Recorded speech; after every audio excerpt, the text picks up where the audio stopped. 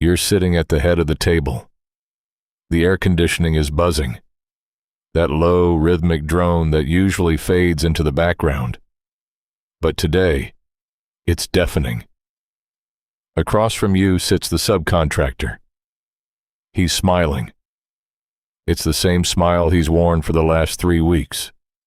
He's telling you that everything is on track, that the schedule is secured, that the materials are arriving tomorrow. You want to believe him. You need to believe him. But deep down, in the pit of your stomach, you feel that familiar, sharp prickle of cold sweat. You know he's lying, and you know that by not calling him out, you are becoming the architect of your own catastrophe. Why do you let him lie to you? Let's be honest. It isn't because you're incompetent. It's because the system you operate in is designed to punish the truth. You are under the thumb of a developer who demands perfection. The developer is under the thumb of a bank that demands speed. And your subcontractor? He's drowning in his own cash flow issues.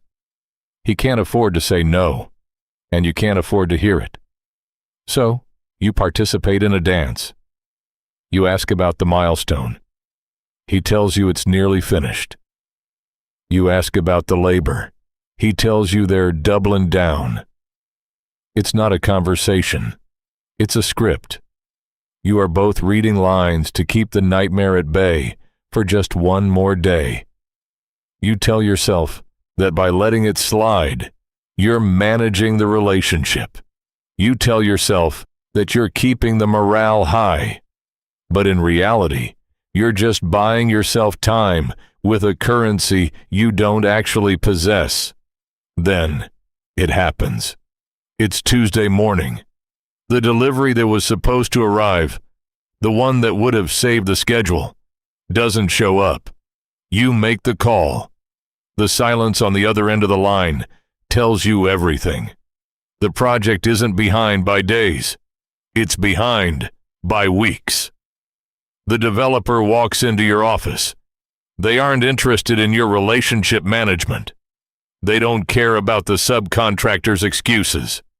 They look at you, and for the first time, you see them not as a client, but as a predator.